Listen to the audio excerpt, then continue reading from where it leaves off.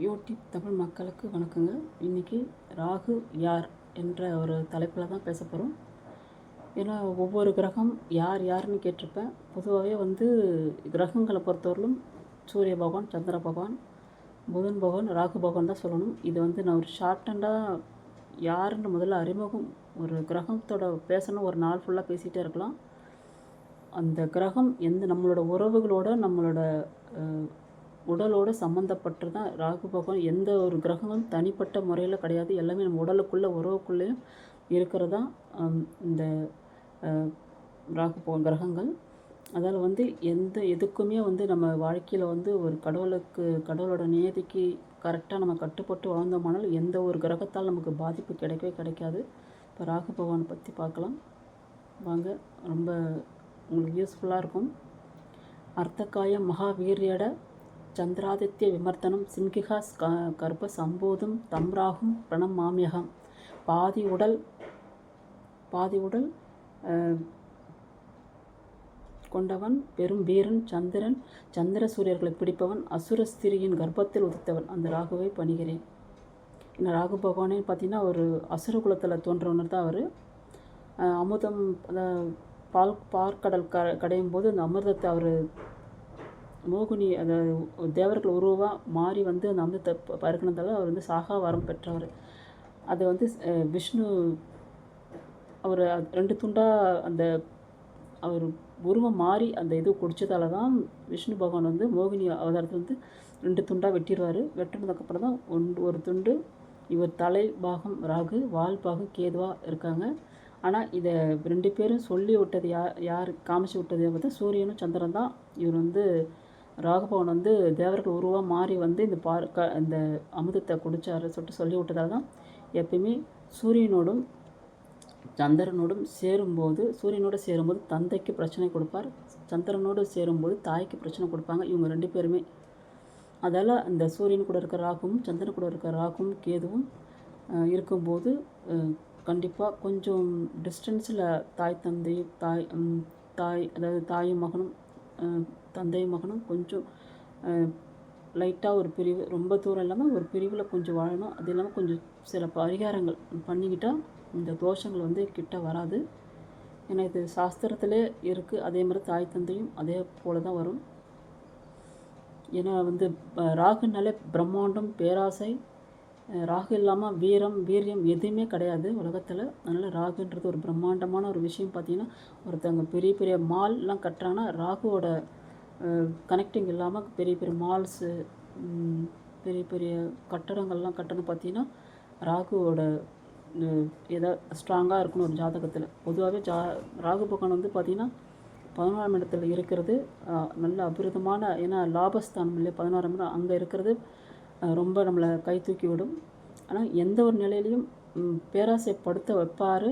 அந்த மாதிரி பேரழிவையும் கொடுப்பார். அதால் நம்ம அந்த பேராசை, அவரோட தசா புத்தியில் பேராசையை நம்ம ஒரு அளவை நல்ல ஆசையாக மாற்றிக்கிட்டு அந்த தசா புத்தியில் நீதி நேர்மையாக கொண்டு வரணும். ஏன்னா சூழ்ச்சி மூலயமா இப்போ அரசியல்வாதியில் ஜெயிக்கிறாங்கன்னா சூழ்ச்சி மூலயமா மட்டும்தான் அவங்க 3/4 பேர் ஜெயிப்பாங்க. நேர்மையாக இருக்கிறவங்க சில பேர் தான் இருப்பாங்க. அப்போ அந்த சூழ்ச்சிக்கு காரகம் நம்ம ராகு பகவான் தான். அதேமாரி போலீஸும் அவர் தான், திருடனும் அவர் தான், சிஐடி போலீஸும் அவர் தான். ஏன்னா எல்லா கண்டுபிடிப்பும் அவர் தான், திருடுறதும் அவர் தான். ஏன்னா அவர் அந்த கிரகங்களோட தன்மையை பொறுத்து போலீஸாக இருப்பாங்க. கிரகங்களோட சனி ராகுலாம் பார்த்திங்கன்னா திருடுறதுக்கு, பொய் சொல்கிறதுக்கு கீழ்நிலை வரும். இது ராகுவோட மற்ற சுபகரங்கள்லாம் போகும்போது பெரிய பெரிய போஸ்டிங், அதாவது காவல்துறையில் பெரிய பெரிய போஸ்டிங் இருக்குங்களா, அந்த மாதிரி போவாங்க. அதனால் ராகு பகவான் இல்லாமல் பிரம்மாண்டம் என்ற ஒரு விஷயமே இருக்காது.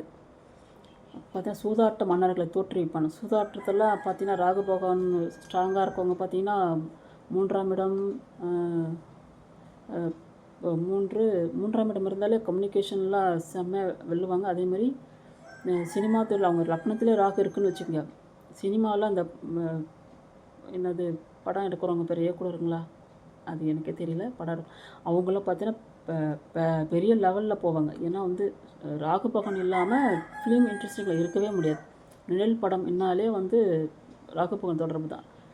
இப்போ நான் வந்து உங்கள்கிட்ட நான் பேசுகிறேன், யூடியூப்பும் ஒரு நிழல் படம் தான். இது பேசுகிறேன்னா ராகு பகவான் சாரமாச்சும் இருந்தால் மட்டும்தான் யூடியூப்பில் பேச முடியும், நிலச்சி நிற்க முடியும். இதுவே அவர் நல்ல முறையில் இருந்தால், நல்லவரோடு சேரும்போது அந்த டீசெண்டான ஒரு சேனலாக போகும். அவர் வந்து பாவர்கள் இன்னும் பாவர்கள் சேரும்போது கொஞ்சம் ஒரு டெரராக அந்த மூவியாக இருந்தாலும் சரி, நம்ம இந்த மாதிரி காணொலியாக இருந்தாலும் சரி டெரராக போகும். சுபரோட ராகு சேரும்போது அவர் நலமான ஒரு நல்லவராக இருப்பார். இப்போ பிரம்மாண்டமான ராகுவை நம்ம பணிஞ்சு அவரோட அனுகிரகங்களை பற்றி நம்ம பேசுவோம் வாங்க. பலம் பெற்ற ராகு ஒரு ஆண் மகனுக்கு பெண்கள் மூலம் சுகத்தையும் செல்வத்தையும் சேர்த்து வைப்பான். சூதாட்ட மன்னர்களை தோற்றுவிப்பான். ராகு ஸ்பெகுலேஷன் துறை மூலம் ஒருவனை கோடீஸ்வரன் ஆக்குவான். ராகு அவனை திசை பள்ளி பருவத்தில் வராமல் இருப்பது நல்லது.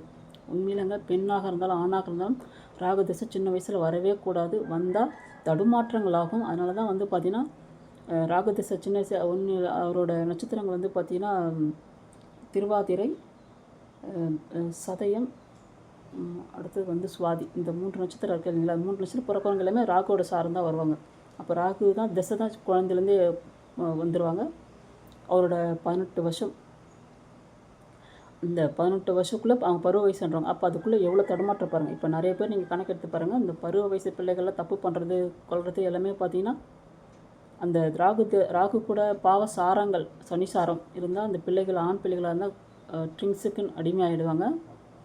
இதே பெண் பிள்ளைகளாக இருந்தாக்கா காதல்ன்ற வயத்தில் ஆசைப்பட்டு யாருக்கும் சிக்கி சின்ன பண்ண வருதோ இதுதான். அதில் தான் வந்து இந்த ராகு திசை, இந்த திருவாதிரை, சதயம், சுவாதி பிறக்கிற பிள்ளைகள்லாம் பார்த்திங்கன்னா நீங்கள் அந்த திசா முடிகிறவர்களும் பெற்றோர்களை வந்து கண்காணிப்போடு வளர்க்கணும்.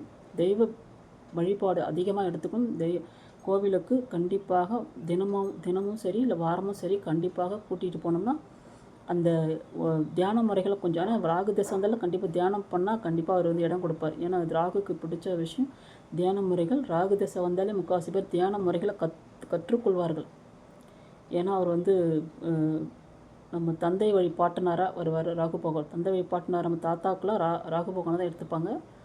அப்போ மூதாதையர்களாக வர்றதால நமக்கு வந்து தியான முறையில், அதாவது நீங்கள் பாவம் செய்யாமல் இருக்கிறதுக்காக தியான முறைகளும் நமக்கு வந்து அவர் உணர்வுகளை தூண்டுவார். நீங்கள் வந்து தியான முறைகளை பிள்ளைகளுக்கு கற்றுக் கொடுத்து அந்த கண்ட்ரோல் கொண்டு வரலாம். இல்லைன்னா அதாவது மடை திறந்த காவா மாதிரி பிள்ளைகள் வந்து தடுமாறி விழுறதுக்கு உண்டான சான்ஸு, அதில் மீள்றதுக்கு ரொம்ப கஷ்டம். அதனால் அந்த தசாபதி ராகு தசை 18 வருஷமும் உங்கள் பிள்ளைகளை நீங்கள் பாதுகாப்பாக கண்காணிப்பாக தெய்வ பக்தியாக ஒரு பூஜை புனஸ்கார வழியாக அழகாக நீங்கள் கொண்டு போனீங்கன்னா உங்களோட பிள்ளைகளுக்கு எந்த பாதிப்பும் வராது. ராகதிசை முடிஞ்சாலும் ஃப்ரீ ஆகிடுவாங்க. இதுவே இப்போது செகண்டு ஒரு 20 வயசுக்கு மேலே 30 வயசுக்கு மேலே வருதுன்னா பேராசை கொடுப்பார். பணம் மூலிமா இங்கே வாங்கலாம், கடன் அங்கே வாங்கலாம், இங்கே வாங்கலாம் அப்படி சொல்லிட்டு வாங்கி அதாவது இந்த பொருள் வாங்கலாம் அந்த பொருள் வாங்கலாம் பேராசை அதிகமாக கொடுப்பார். கொடுத்துட்டு கடைசியில் கடனை சிக்க வச்சுட்டு போயிடுவார். அதால் அந்த பேராசையிலையும் நம்மளால் அது முடியுமா, இந்த பேராசை நல்ல ஆசையாக மாற்றிக்கிறதுக்கு இந்த பொருளை நம்மளால் சம்பாரித்து கட்ட முடியுமா, வாங்க முடியுமா, அதை யோசித்து நீங்கள் கரெக்டாக நீங்கள் வாழ்க்கையை ரன் பண்ணிங்கன்னா அது வந்து சூப்பராக நீங்கள் வந்து வாழ்க்கையை வந்து வின் பண்ணலாம். இதுவே நீங்கள் மனம் போன பக்கம் உங்களே இல்லை, அது ராகு பகவான் வந்து அந்த தசாபக்தியில் அவர் உங்களை ஓட வைப்பார். மனம் ஓட்ட வைக்கிறது அவர் தான். அந்த தசாபக்தியில் நீங்கள் உங்கள் இஷ்டத்துக்கு அவர் ராகு பகவான் இஷ்டத்துக்கே நீங்கள் போகக்கூடாது. ஏன்னா ராகுவோட குவாலிட்டியாக வந்து அவர் பேராசை தான். ஏன்னா அசுரகுலம் இல்லையா, அவருக்கு பேராசை அதிகமாக படுவார். எல்லாத்தையுமே ஆசை வரும். அந்த பெண்கள் மேலே அதிகமாக ஆசை வரும், பெண்ணாக இருந்தால் ஆண்கள் மேலே ஆசை வரும். வழி தவறி நடக்கிறதுக்கு, கெட்ட வழி பண்ணுறதுக்கு, எல்லாத்துக்கும் சுபரோட பாவரோடு சேரும்போது அது தகுந்த மாதிரி உங்களுக்கு அந்த பிரச்சனைகளை கொடுக்க தான் செய்யும். அப்போ மனத்தை நீங்கள் கண்ட்ரோல் பண்ணால் கண்டிப்பாக ராகு பகவானை கண்ட்ரோல் பண்ணுற ஒரே கிரகம், கண்ட்ரோல் பண்ணுறதுன்னு கிடையாது, துர்க்கை அம்மனை வந்து நீங்கள் வழிபட்டாலே அதாவது இந்த பேராசையை நல்லாசையாக மாற்றி கொடுப்பாங்க. அதனால் துர்க்கை அம்மனை கண்டிப்பாக நீங்கள் வந்து வழிபடணும். காளியும் ஓகே, அதுவும் சரிதான். காளிகள் பார்த்திங்கன்னா நம்ம வந்து இங்கே திண்டிவனம் பக்கத்தில் இருக்கிற திருவக்கரை என்ற சந்திரமௌலீஸ்வரர் கோவில், அங்கே தான் நிறைய பேர் வருவாங்க. இந்த அது உண்மையில் ரொம்ப 100% உண்மைங்க. இந்த ராகு பகவான் திசையில் இருக்கவங்க எல்லாருமே அங்கே வந்து கும்பிட்டிங்கனால உங்களுக்கு பல சிக்கலும் வந்து உற்பத்தியாக்குவார். நம்ம ராகு பகவானை பொறுத்தவரையிலும் சிக்கலையும் கொடுப்பாரு, அது முடித்து அவுக்கிறதுக்கும் கொடுப்பாரு. நம்ம சிக்கலையும் சந்திக்கணும்னா முடிச்சு அவுக்கிறதுக்கு கண்டிப்பாக நம்ம துர்க்கை நீங்கள் வழிபாடு எடுத்துக்கிட்டு போது முடிச்சு தன்னால் வந்து சிக்கல்லேருந்து நம்ம வெளியில் வந்துடலாம். கவலைகள் எதுவும், அதாவது விபத்து எதனா ஒரு காயங்கள் கண்டிப்பாக ஒரு திசையில் கண்டிப்பாக நடக்கும். இதுக்கும் நீங்கள் ஆரம்பத்திலேயே அந்த பிள்ளைகளுக்கும் நீங்கள் தெய்வ வழிபாடு எடுத்துக்கணும். எல்லாத்தையும் நீங்கள் தான தர்மங்கள் பண்ணணும். இது ராகு போன பாட்டனார் வழி இல்லையா, மூதாதையர்கள் இல்லையா, அதாவது கீழ்மட்ட அவங்களுக்கு தர்ம தானம் பண்ணணும், நல்ல உணவு தானம் பண்ணணும். அடுத்தது வந்து பார்த்திங்கன்னா அவரோட வயசானவங்க எல்லாருக்குமே நீங்கள் வந்து மூதாதையர் என்னும்போது நம்ம வீட்டு குடும்பத்தில் தான் கிடையாது, வெளியில் இருக்கிற வயசானவங்க எல்லாருக்குமே நீங்கள் வந்து உதவி பண்ணலாம். அதேமாரி நீங்கள் பண்ணி வரும்போது பிரச்சனை நிறையா நீங்கள் வந்து சரி பண்ணிக்கலாம். அதேமாரி ராகு திசையெல்லாம் கெட்ட கனவுகள் பயங்கரமாக எல்லாருக்குமே வரும். ராகுனால 2 விஷயம் நான் ஏற்கனவே போலீஸு திருடன்னு சொல்லியிருக்கேன், சிஐடி சொல்லியிருக்கேன். இது அமானுஷ்யமும் ராகு பகவான் தான். அவர் வந்து 12இல் அவர் ராகு பகவான் இருக்கும்போது பார்த்திங்கன்னா அமானுஷ்யம் சார்ந்த ஒரு கனவுகள் வரும். அமானுஷ்யமே வந்து நிறைய அது வந்து அதில் இருக்கிறவங்களுக்கு தான் நீங்கள் கேட்டாலும் தெரியும். அதே ராகு 12இல் இருந்தால் கண்டிப்பாக ஃப்ளைட் ஏறாமல் ஒரு நாளாவது ஏறாமல் இருக்க மாட்டாங்க அவங்க வாழ்நாளில். அதனால் வந்து ராகு பகவான் 12இல் இருக்க ஃப்ளைட்டில் கண்டிப்பாக ஒரு ஊர் பயணம், வெளிநாடோ இல்லை உள்நாடோ கண்டிப்பாக போவாங்க. ஏன்னா ராகுனாலே பயணம், ராகு சம்மந்தப்படாமல் அவரோட சாரம் இல்லாமல் யாருமே ஃப்ளைட்டில் வந்து அவ்வளோ சீக்கிரம் ஏற முடியாதுங்க. சப்போஸ் குரு இருந்தாலும் போகலாம். ஏன்னா குரு எல்லாருக்குமே இருக்குன்னா பார்த்தீங்கன்னா இருக்கா. ஏன்னா ராகு வந்து சாரமும் இருக்கும், இல்லை ராகு பகவானும் இருப்பாங்க. ஆனால் கண்டிப்பாக ஃப்ளைட்டில் கண்டிப்பாக ஏறி வருவாங்க. ஊர் சுற்றுறதுக்கு பார்த்திங்கன்னா ராகு பகவானுக்கு ரொம்ப பிடிக்கும். அதர் மொழிகள் இந்தமாரி ராகு பகவான் பார்த்திங்கன்னா நீங்கள் வந்து தெரு நாய்கள்லாம் வந்து ராகு பகவான் செவ்வாய் பகவான் வருவாங்க. தெரு நாய்களுக்கு நீங்கள் உணவு அளிங்க. இல்லை உங்களை நம்பி ஏதாவது நாய்கள் வந்து தேடி உங்கள் வீட்டு பக்கம் குட்டி நாய்களே வந்தால் கூட சரி, நீங்கள் உதாசீனப்படுத்தணும். வீட்டுக்குள்ளே நீங்கள் யாருமே வந்து நாய்கள் வளர்க்குறது அது நல்லதில்லை. அதனால் வந்து நீங்கள் அது உணவு மட்டும் நீங்கள் கொடுத்தா போதும். அதை கட்டி போட்டு சங்கிலி போட்டு நீங்கள் வளர்க்கணும் அவசியம் இல்லை. அது உங்களுக்கு பிரச்சனைகளை கொடுக்கும். உணவு கொடுங்க. அதுக்கு அது வரும்போதெல்லாம் கொஞ்சம் உணவு கொடுத்துருங்க, அவ்வளோதான் போதும். இதுவே ராகு பகவான் நமக்கு ஒரு பக்கம் நமக்கு நன்மையை அளிப்பார். அது இல்லாமல் நம்ம கால பைரவருக்கும் நமக்கு வந்து நன்மை அளிக்கும். அதனால் தெருநாய்களுக்கு நீங்கள் உணவு அளிக்க மூலிமா ராகு பகவானுக்கு கடாட்சத்துக்கு நீங்கள் நல்ல ஒரு அவர் எந்த ஒரு ஆபத்தில் இருந்தாலும் அது கொஞ்சம் உங்களுக்கு நம்ம குறைச்சிப்பார் இல்லைங்களா. ஏன்னா ராகு திசை நடக்கும்போது கண்டிப்பாக எல்லாருக்குமே வந்து விபத்து கண்டிப்பாக சந்திக்கிற மாதிரி தான் இருக்கும்.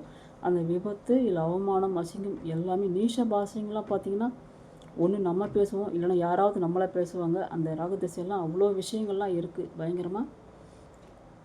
இவரோட இதுவில் பார்த்திங்கன்னா அவர் உங்களை நல்ல இடத்துல அவர் இருந்தாருன்னா கண்டிப்பாக உங்களுக்கு எல்லாமே பிரம்மாண்டம் தான். வீடு பிரம்மாண்டமாக இருக்கும், உங்களுக்கு கடையாக இருந்தால் பிரம்மாண்டம் இருக்கும், தொழிலாக இருந்தால் பிரம்மாண்டமாக இருக்கும். 10ல் ராகு இருந்தாருன்னா பல தொழில் நீங்கள் வந்து செய்கிற மாதிரி கொடுக்கும். அதனால் எதுவாக இருந்தாலும் நீங்கள் கடவுள் வழிபாடு எடுத்துக்கிட்டும் போது இந்த ராகு பகவானோட விஷயங்கள் வந்து உங்களுக்கு நல்லதாகவே அமையும். ராகு திசை ஒருத்தங்களுக்கு குடும்பத்தில் ஒருத்தவங்க நடக்குதுன்னா கண்டிப்பாக நீங்கள் காளி வழிபாடு எடுத்துக்கிட்டால் நிறைய மாற்றங்கள் நடக்கும். இல்லை அதுக்கு தகுந்த மாதிரி நீங்கள் தெய்வ வழிபாடு எடுத்துக்காமல் நாய்களுக்கெல்லாம் உணவு அளிக்காமல் இல்லை தான தர்மங்கள் பண்ணாமல் உங்களோட மூதாதையர்கள் யாராக இருந்தால் அவங்களுக்கு இருந்தால் கவனிங்க. உயிரோடு இல்லைன்னா அது திதிகள்லாம் கரெக்டாக நீங்கள் கொடுத்தீங்கன்னா ஓரளவுக்கு உங்களுக்கு பிரச்சனை இருக்கும். சும்மா நீங்கள் சாமியார் சொல்லிட்டு சுற்றுறதை விட கண்டிப்பாக கோவில் பூஜை புனஸ்காரம் நீங்கள் பண்ணாலே போதும். ராகு பகவான் பாதிப்புலேருந்து நீங்கள் வெளியில் வந்துடலாம். அடுத்தது பார்த்திங்கன்னா இவருக்கு வந்து சுபபலம் பெற்ற சனி ஒருவருக்கு எந்த அளவுக்கு உயர்வோ அது தருவானோ அதே அளவுக்கு உயர்வை தருவான் ராகு வந்து பல கோடீஸ்வரனாக ஆக்குவார். அது நேர்மையாக இருக்கணும். சூழ்ச்சி மூலம் அது பண்ண வைப்பார். அதுவும் சூழ்ச்சிக்காக இப்போ ஒருத்தர் பணக்காரன் ஆகணும் நிறைய பேர் வெறி கொண்டு இருப்பாங்க இல்லையா, பணம்னு. அதுக்கு சூழ்ச்சியும் மூலையை நம்ம கொடுப்பார். அந்த தசாபுத்தியில் கொடுக்கும்போது அவன் சூழ்ச்சி பண்ணி பணத்தை சம்பாதிப்பான். ஆனால் ஒரு டைமில் அது இழக்கிற மாதிரி போயிடும். ஏன்னா சூழ்ச்சியால், அதாவது நல்ல சூழ்ச்சி வேறு, தப்பான சூழ்ச்சி வேறு. ஒரு வியாபார தந்திரங்கள்ன்றது நிறைய விஷயம் இருக்குது. இப்போ வந்து இந்த பொருளை விற்கணும் அப்படின்னா அதுக்கு வந்து பேச்சாற்றல் இருக்கணும், இல்லைன்னா அந்த பொருள் கொஞ்சம் நல்ல பொருளாக இருக்கணும். அதுமாதிரி இது இப்படி பண்ணால் இது விற்கும், இப்படி பண்ணால் விற்காது என்ற அந்த மாதிரி நல்ல கான்செப்ட் எடுத்துகிட்டு அவங்க அந்த ஒரு தொழிலை செஞ்சு பணத்தை சம்பாதிச்சாங்கன்னா அது நிலையாக நின்றுடும். இதுவே ஒரு தேவையில்லாத ஒரு குப்பையான ஒரு பொருளை வந்து இது நல்ல பொருள் அந்த பொருள் சொல்லிட்டு அவங்க வியாபாரமோ இல்லை பிஸ்னஸோ பண்ணும்போது தான் அவங்களுக்கு பிற்காலத்தில் எல்லாமே சறுக்கி ஒன்றுமே இல்லாமல் நடுத்தருவில் நிற்கிறது. இதுதான் ஒரு காரணம். ஏன்னா ஒவ்வொரு கிரகங்களும் ஒரு ஒரு பின்னலோடு தான் இருக்காங்க எல்லாருமே. நீ இதை பண்ணும்போது அதை பண்ணுவோம், அதை பண்ணும்போது இதை பண்ணுன்ற மாதிரி லைனாக தான் கொடுப்பாங்க. அதுமாரி ராகு பகவான் காலத்தில் வந்து கண்டிப்பாக ராகு பகவானுக்கு அடுத்த திசை குரு திசை வரும். இப்போ எனக்கெல்லாம் பார்த்தீங்கன்னா ராகு பகவான் திசையில் வந்து நிறைய பணம் பொருள் எல்லாமே வச்சுருந்தேன். அவர் அந்த டைமில் எனக்கு கொடுத்துட்டாரு. ஆனால் குரு திசை வரும்போது எல்லாருக்கும் பணம் பொருள் கொடுக்கணும்ல, இல்லை பணம் குரு திசை வரும்போது எல்லாமே தொடச்சி விட்டார். ஒன்றுமே இல்லாமல் நிற்கதையாக நிராயுதபாணியாக நிற்க வச்சுட்டார். ஏன்னா வந்து குரு நேர்மையானவர், அவர் நல்ல ஒரு சக்தி. ஏன்னா இது நம்ம சம்பாரிச்சது யாருக்கும் ஏமாறாமல், அதாவது ராகு திசையில் நம்ம சம்பாதிக்கிற பொருள் வந்து யார்கிட்டையும் நம்பி கொடுக்கக்கூடாது. கொடுத்தோம்னா அது காணாமல் போயிடும். அதே தான் நம்பி கொடுத்த ஒரு விஷயந்தான் கடைசியில் வந்து எதுவுமே இல்லாமல் ஆயிடுச்சு. அதுமாரி வந்து உங்களோட பொருளுக்கு ராகு திசையில் யாருக்காவது ஒரு பொருளை கொடுத்தீங்கன்னா அந்த ராகு திசையில் நீங்கள் வாங்கிடணும். அப்படி இல்லைன்னா அடுத்த திசையில் வரும்போது உங்களால் வாங்கவே முடியாது. அதனால் மைண்டில் வச்சுங்க. இப்போ இருக்கிற காலகட்டத்தில் உறவுகளுக்கோ எதுக்கோ சரி உதவி பண்ணிவிடுங்க. அதை திரும்ப எதிர்பார்க்காதீங்க. நீங்கள் எதிர்பார்க்குற மாதிரி இருந்துச்சுன்னா உதவி பண்ணாதீங்க. ஏன்னா இதுதான் மெயின். கொஞ்சம் கவனிச்சுங்க. இப்போ ராகு பகவானை பொறுத்தவரைலாம் பார்த்தீங்கன்னா மெயினாக ராகு செவ்வாய் இருக்கிறவங்களுக்கு கண்டிப்பாக ஆக்சிடெண்ட் ஆகிறதுக்கு வாய்ப்பு உண்டு. பிரச்சனைகளை கொடுக்கும். ஜெயிலுக்கு போகிற அளவுக்கு நமக்கு அது உந்துதல் பண்ணும். வாய் சும்மா இருக்காது. நமக்கு வந்து அது 2ஆம் இடத்துல ராகு செவ்வாய் சேர்ந்து இருக்கக்கூடாது, லக்னத்தில் இருக்கக்கூடாது. ராகு செவ்வாய் எந்த பாவத்தில் இருக்காரோ அந்த காரக உறவு கண்டிப்பாக நமக்கு வந்து அடி கொடுக்கும், உபாதை கொடுக்கும். அதே மாதிரி அவங்க இருக்கிற அந்த பாவத்தோட பொருள் ரீதியாகவும் நமக்கு இழப்பு கொடுக்கும். உறுப்புகளில் வந்து நம்மளோட உறுப்பு எல்லாமே 12 பாவத்துக்குள்ளே அடங்கியிருக்கு இல்லையா? இப்போ உதாரணமாக தலை வந்து பார்த்திங்கன்னா லக்ன பாவம், 2ஆம் இடம்னா வாய் மூக்கு வரும், 3ஆம் பாவம் மூளை வரும்ல, 4ஆம் பாவம்னா நமக்கு ஹிருதயம் வரும், 5ஆம் இடம் நுரையீரல், இந்த மாதிரி வயிறு 6ஆம் இடம் இப்படி வருது இல்லைங்களா? இதில் எதனா ஒரு இடத்துல ராகு செவ்வாய் இருந்ததுன்னா அந்த இடத்துல அறுவை சிகிச்சை பண்ணுற அளவுக்கு நமக்கு கொடுக்கும். நீங்கள் என்ன பண்ணணும்னா அந்த திசாபத்தியில் அந்த எந்த பாவத்தில் இருக்காரோ அந்த உறுப்பு பாதிக்கன்னா அந்த உறுப்பு யார் பாதிச்சிருக்காங்களோ அவங்களுக்கு நீங்கள் உங்களால் முடிஞ்ச அளவுக்கு நீங்கள் உதவி பண்ணிங்கன்னா அந்த இது வந்து உங்களுக்கு மாற்றி விட்டுருவார். உங்களுக்கு அந்த பாதிப்பு வரவே வராது. இது நிதர்சனமான உண்மை, ஞாபகம் வச்சுக்கோங்க.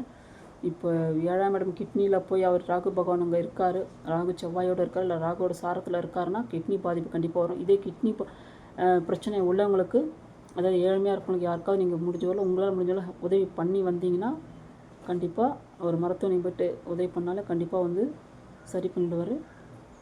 அதேமாரி அவர் வந்து இருக்கிற இடம் லாபஸ்தானத்தில் இருந்துச்சுன்னா நல்லா பெருக்கி கொடுப்பார், பணமாக கொடுப்பார். லாபஸ்தானம் வந்து 2ஆம் இடத்துல வருமானம் வர்ற இடத்துல வந்து இருந்தேன்னா நிறைய லாபம் கொடுப்பார். அதனால் குடும்பத்தை 2ஆக ஆக்கி விட்டுருவார். ஆனால் அந்த டைமில் அதையும் நீங்கள் பார்த்துக்கணும்.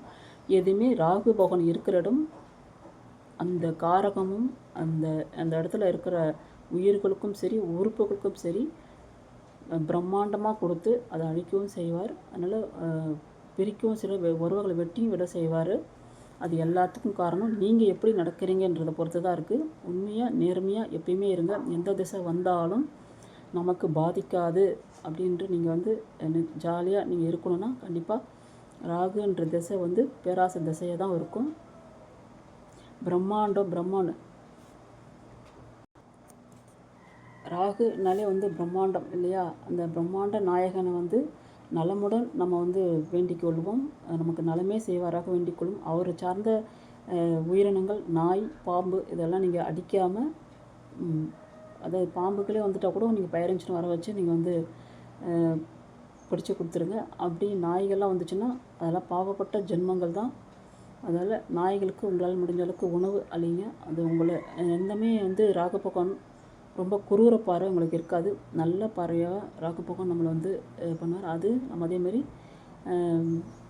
ராகுஸ்தலம் திருநாகேஸ்வரம் நீங்கள் ஒரு வாழ்க்கையில் ஒரு முறையாவதும் நீங்கள் வந்து திருநாகேஸ்வரம் போயிட்டு நீங்கள் அவர் வந்து ஒரு பால் அபிஷேகம் நீங்கள் வாங்கி பண்ணிட்டு வரலாம். அங்கே இருக்கிற மூலவரை நீங்கள் தரிசனம் பண்ணிவிட்டு தான் நீங்கள் ராகு பகவானை பார்க்கணும். நீங்கள் பார்த்துட்டு வரும்போது உங்களுக்கு நன்மையே நடக்கும். ராகு பகவான் எந்த இடத்துல இருந்தாலும், அதான் இளம் வயதில் வர்ற பிள்ளைகள் எல்லாருமே நீங்கள் வந்து நவகிரக டூர் கண்டிப்பாக ஒரு வாட்டி அழைச்சிட்டு போயிடுங்க. அதில் ஒவ்வொரு கோவிலும் என்ன ஒரு பூ கண்டிப்பாக பூவாச்சும் கொண்டு போகணும், இல்லை பாலாச்சும் நீங்கள் எடுத்து போய் அபிஷேகத்துக்கு பாலை கொடுக்கலாம், பூ இறைவன் மேலே போடுறதுக்கு நீங்கள் கொடுக்கலாம். அப்படி கொடுத்து நீங்கள் வழிபாடு பண்ண பாருங்கள். மெயினாக பிள்ளைகளுக்கு சிறு வயதில் அந்த தசாபுத்தி வர்ற பிள்ளைகளுக்கு நீங்கள் கொஞ்சம் கண்காணிப்போடு உங்கள் தெய்வ பக்தியோடு வளர்க்க பாருங்கள். அதாவது பெரியவர்களுக்கு வரும்போதும் சரி, வயதான காலத்தில் வரும்போது நம்மளை வந்து அவர் பக்கவாதம், வாதத்திலே அவர் வாதம் தான் அவரோட நோய் கொடுக்கறது. எலும்பு பிரச்சனையும் வாத பிரச்சனையும் கொடுப்பார். ஏன்னா நம்ம படுக்கையில் வந்து படுக்கையாக வைப்பார். இது எல்லாமே நீங்கள் வந்து தியான முறைகளை கடைப்பிடிக்கணும். தியான முறைகள்லாம் சொல்கிறேன், நிறைய தியான முறைகள் உலகத்தில் இருக்குது. தயவு செஞ்சு நான் என்னோடய அனுபவத்தை சொல்கிறேன். அதெல்லாம் எதுவுமே மூளையில் நல்லா பதிகிற மாதிரி கிடையாது. நீங்கள் வேதாத்ரி மகரிஷியோட தியான முறைகளை வந்து முறையாக நீங்கள் கற்றுக்கிட்டு அந்த தியானத்தை பண்ணி பாருங்கள். உண்மையில் உங்களுக்கு எந்த ஒரு கிரகத்தோட பாதிப்பு இருக்காது. நம்ம எந்த பாவமும் பண்ணாமல் தான் பிறந்திருப்போம். ஆனால் நம்ம மூதாதையர்கள் பண்ண கர்மா அப்படி தான் நம்ம வந்து வாழ்க்கையை வாழ்ந்துட்டுருப்போம் இல்லையா? அப்போது இந்த நீங்கள் தியான முறைகள் கடைப்பிடிக்கும் போது ராகு திசையில் தான் அவர் தூண்டுவாரே அந்த தியானங்களை கற்றுக்கிறதுக்கு எல்லாமே. நீங்கள் எந்த திசையும் ஒன்றா பாருங்கள். குரு திசையில் அதேமாரி தியான மார்க்கத்தை நீங்கள் கொடுப்பாரு கடைப்பிடிக்கிறதுக்கு. அதேமாரி ராகு திசையிலையும் நமக்கு வந்து தியான மார்க்கத்தை கடைப்பிடிப்பார். அது நல்லவங்களாக பார்த்து நீங்கள் வந்து தேர்ந்தெடுக்கணும். அது வேதாத்ரி மகரிஷியோட தியான மார்க்கம் கரெக்டாக இருக்கும். உண்மைய பிரபஞ்ச சக்தி நமக்கு கண்கூடாக நீங்கள் பார்ப்பீங்க. உங்களோட உள்ளுணர்வு மனம் எல்லாமே தெளிவு கிடைக்கும். யார் எதிரில் வந்தாலும் உங்களுக்கே தீங்கு நினைக்கணும்னாலும் முன்னெச்சரிக்கை நமக்கு உள்ளம் சொல்லும். ஒரு இடம் போனீங்கனாலும் கூட சரி, நீங்கள் அந்த தியான முறை கையாளும் போது ஒரு பஸ்ஸு ஆக்சிடெண்ட் ஆகுதுன்னா கூட நீங்கள் போகிற அந்த பஸ்ஸு உட்காந்துக்கிறதால அந்த பஸ்ஸு ஆக்சிடெண்ட் ஆகாது. அந்த மாதிரிலாம் அவ்வளோ சக்தி இருக்குது வேதாத்ரி மகரிஷி. மீதி பொய்யான சாமியார்களை நம்பி நீங்கள் தியானங்களை வந்து கடைப்பிடிச்சதெல்லாம் வேஸ்ட்டு. 100% நீங்கள் வேதாத்ரி மகரிஷியை நீங்கள் வந்து நம்பலாம். அவரோட தியான முறைகளை நீங்கள் வந்து கடைப்பிடிச்சி நீங்கள் பண்ணுங்கள். நாளாக 10-15 வருஷமாக நாங்கள் பார்த்துருக்கோம். ஏன்னா அது ஒருத்தரும் தியான முறையில் கற்றுக்கவே போக விடாது. ஏன்னா கர்மா அதிகமாக இருந்துச்சுன்னா அவ்வளோ சீக்கிரம் அந்த தியான முறைக்கு கற்றுக்க விடவே விடாது. அதையும் நீங்கள் மீறி கான்செப்டாக நீங்கள் வந்து பிரபஞ்ச இது வேண்டிக்கிட்டு மனமாற பிரபஞ்சங்களுக்கு வேண்டிக்கிட்டு தினமும் சூரிய வழிபாடு, தினமும் காலையில் குளிச்சுட்டு சூரியனை நீங்கள் கும்பிட்டாலே அவரும் கொஞ்சம் ஓரளவுக்கு உங்களுக்கு உதவி பண்ணுவார். நீங்கள் தியானங்களை கற்றுக்க அந்த உந்துதல் ஏற்படுறதுக்கும் தெய்வ அருள் கிடைக்கிறதுக்கும் தினமும் சூரிய நமஸ்காரம் எல்லாருமே பண்ணுங்கள். சூரியன் உங்களுக்கு அட்டமாதிபதியாக இருந்தாலும் சரி, பாதகாதிபதியாக இருந்தாலும் சரி, இல்லை மகா பாதகாதிபதியாக இருந்தாலும் சரி, சூரியனை வழிபடு. ஏன்னா ஆத்மா காரகனவர் தான். ஆத்மான்றது நம்ம உள்ளம். அந்த ஆத்மா சரி இல்லைன்னா உடல் சரியாக இயங்காது, உயிர் சரியாக இயங்காது. ஆத்மான்ற ஒரு நொடி தான் நமக்கு உள்ளமும் உளமும் நல்லா இருக்கிறதுக்காக. அதனால் சூரிய வழிபாடு எடுத்துக்கிட்டிங்கனாலே நவகிரக தலைவர் சூரியன் இல்லையா, அவரை நீங்கள் வணங்கும் போது மற்ற கிரகங்களும் அவங்க போட்டிக்கு நீ இதை கற்றுக்கோ அதை கற்றுக்கோ நம்ம உள்ளுணர்வு மூலிமா சொல்லி நமக்கு ஒரு நல்ல இடமா காமிப்பாங்க. இப்போ நான் உங்ககிட்ட நான் சொல்கிறேன்னா 100% வேதாத்ரி மகரிஷியோட தியான முறைகளை கற்றுக்குன்னு ஏன் சொல்கிறேன்னா, உண்மையில் அந்த பிரபஞ்ச ரகசியத்தை நான் அது உணர்ந்திருக்கேன். நிறைய விஷயம் நம்ம வாழ்க்கையில் வாழ வேண்டியதுக்கு எல்லா விஷயமும் நீங்கள் ஜாதகமே கெட்டு போன ஜாதகம் வந்தாலும் சரி, சரியில்லாத ஜாதகம் வந்தாலும் சரி, நீங்கள் வந்து அந்த தியான முறைகளை தீட்சை வாங்கி தியான முறைகளை கடைப்பிடிச்சி பாருங்கள். ஏன்னா அது வந்து ஒரு அற்புதமாக நம்ம நேர்வழியில் நிலையாக நம்மளை கொண்டுட்டு போகும். நம்மளை யாருமே நம்ம வந்து கிட்ட நெருங்கி தவறான கண்ணோட்டத்தோடு சரி, தவறாக நெருங்குறோம் சரி, அது நம்ம பிரபஞ்சம் நம்மளை நெருங்க விடாது. கெட்டவர்களே நமக்கு தன்னால் விலக்கி அனுப்பி விட்டுரும். நம்மளும் மனித குலத்தில் வந்து பிறந்ததுக்கு ஒரு நல்ல அர்த்தமுள்ளதாக இருக்கும். ஏன்னா ராகு போகணுன்னாலே தியான மார்க்கம் தான். ஏன்னா அவர் தியானம் கொடுப்பார். அவர் அசுப கிரகமாக இருந்தாலும் நமக்கு தியானம் பண்ணுறதுக்கு நமக்கு வழி விடுவார். அதனால் வந்து நீங்கள் எல்லாருமே வந்து தியான முறை கடைப்பிடிச்சிங்கனாலே நம்ம இந்த பேராசையிலேருந்து நல்லாசையாக மாற்றிக்கலாம். அதேமாதிரி ராகு பக்கம் பொறுத்த பார்த்திங்கன்னா நல்லவரும் அவர் தான், கெட்டவரும் அவர் தான். மற்ற கிரகங்கள்லாம் இல்லை. இவர் வந்து நமக்கு ராகு பகவான் இல்லைனாலும் இணைவிருத்தி கிடையாது. ஏன்னா அவரோட சக்தியை வச்சு தான் எல்லாமே உலகத்தில் நடக்குது. பிரம்மாண்டம் இப்போ வேற்று மொழி கூட நீங்கள் பேசுகிறீங்கன்னா நிறைய பேர் ஹிந்தி மலையாளம் நிறைய பாஷைகள் ஒருத்தன் கற்றுக்கிறாங்கன்னா அவங்களுக்கு நல்லா போய் அவங்க ஜாதகத்தை வாங்கி பாருங்கள். வலுவான இடத்துல 3ஆம் இடத்துல ராகு இருப்பார், இல்லைன்னா அவருக்கு லக்கணத்தோடு தொடர்பு இருப்பார், லக்கணத்தை பார்ப்பார். இந்த மாதிரி இருந்தால் மட்டும்தான் வேற்று மொழிகள் அவங்களால பேச முடியும்.